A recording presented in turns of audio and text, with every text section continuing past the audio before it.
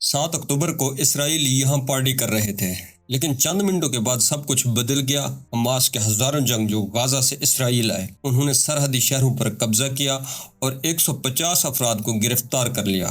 بہت سے لوگ فرار ہونے میں کامیاب ہو گئے۔ حماس کے جنگجو موٹر سائیکل اور پیراگلائیڈ کے ذریعے اسرائیل میں داخل ہوئے اور زمینی حملہ کیا، اور 20 منٹ کے اندر 5000 راکٹ فائر کیے گئے، جس نے اسرائیل کی ٹیکنالوجی آئرن ڈوم سسٹم کی دھجیاں اڑا کر رکھ دی۔ انہوں نے سرحد کے قریبی گاؤں کو اپنے قبضے میں لے لیا۔ جوابی وار میں اسرائیل نے بھی راکٹ غازہ پٹی پر داغے اور آبادی کو نشانہ بنایا۔ اسکول، ہسپتال اور نہتے شہروں پر حملہ کیا۔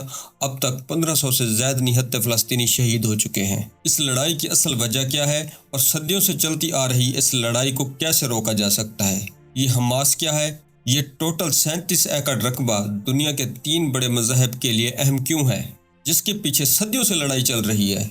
میں ہوں محمد اسماعیل اور آج کی ویڈیو میں ہم آپ کو یہ سب کچھ دکھا رہے ہیں۔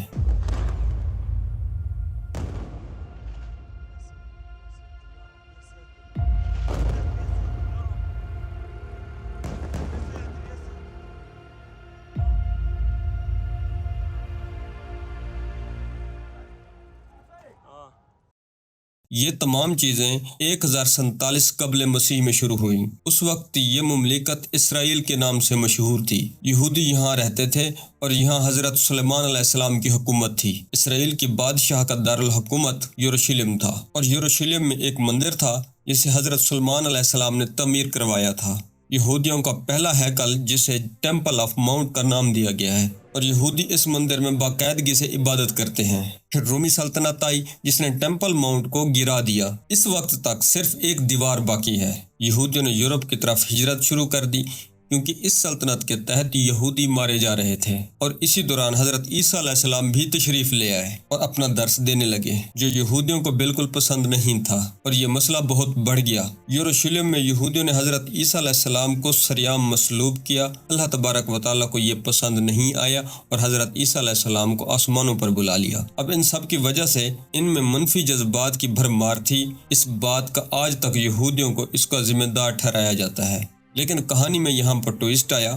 بادشاہ ویلیریس کا انتقال ہو گیا اور اس کا بیٹا کنسٹنٹائن دی گریٹ رومی بادشاہ بن جاتا ہے۔ کنسٹنٹائن عیسائیت کو بہت پسند کرنے لگا اور وہ عیسائیت کو اپنانے والا پہلا بادشاہ بن جاتا ہے۔ اس کے عیسائی ہونے سے عیسائیت میں تبدیلی آئی۔ عیسائیت پورے روم میں پھیلنے لگی، لیکن جیسا کہ عیسیٰ کو یہودیوں نے قتل کیا تھا، یہودیوں کے خلاف نفرت بھی بڑے پیمانے پر پھیلتی رہی۔ بری طرح اذیتیں دی جانے لگیں۔ یہودیوں نے اپنے آپ کو بچانے کے لیے پوری دنیا میں بھاگ دوڑ شروع کر دی۔ خاص طور پر وہ زیادہ تر یورپ کی طرف بھاگے، اور وہ جگہ جہاں یوسف کو مصلوب کیا گیا تھا، کنسٹنٹائن نے اس جگہ پر مقدس چرچ بنوایا، اور یہ تعمیر شدہ چرچ مندر پہاڑ کے علاقے سے 2 کلومیٹر دور ہے۔ اس کے بعد 678 ہجری میں رومی سلطنت کو حضرت عمر کی عرب فوج نے شکست دی۔ جب یہ یہودیوں کا علاقہ عرب فوجوں کے قبضے میں چلا گیا، یروشلم کا وہ علاقہ جہاں یہودیوں کا دوسرا مندر تھا، ٹھیک اسی جگہ ڈوم آف دی راک بنایا گیا ہے،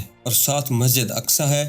ڈوم آف دی راک ٹھیک اسی جگہ بنایا گیا ہے جہاں سے حضرت محمد صلی اللہ علیہ وسلم معراج پر گئے تھے۔ جس جگہ نماز ادا کی وہ مسجد اقصی ہے۔ یہ سکرین پر ہے ڈوم آف دی راک، اور یہ ہے مسجد اقصی، اور یہ ہے دی ویسٹرن وال۔ یہ پورا علاقہ جیسا کہ دکھایا گیا ہے، اسے یہودی ٹیمپل آف ماؤنٹ کہتے ہیں، اور مسلمان اسے حرم الشریف کہتے ہیں۔ مسجد اقصی میں نان مسلم کو داخلے کی اجازت نہیں ہے، اور یہودیوں کو دی ویسٹرن وال پر عبادت کرنے کی اجازت ہے۔ اس علاقے سے 2 کلومیٹر کے فاصلے پر چرچ آف ہولی ہے، اور یہ تقریباً 37 ایکڑ کا رقبہ ہے، جو عیسائیوں، مسلمانوں اور یہودیوں کے لیے بہت اہم ہے۔ اب آپ یروشلم کی اہمیت کو سمجھ سکتے ہیں، جو دنیا کے 2 بڑے مذاہب کی طرف لے جاتے ہیں، یہودی اور عیسائیت، اور مسلمانوں کے لیے مکہ مدینہ کے بعد یہ علاقہ بن گیا اسلام کا تیسرا مقدس ترین مقام، اور اسی وجہ سے تینوں مذاہب اس کو پسند کرتے ہیں اور جن کے پیچھے لڑائی جا رہی ہے۔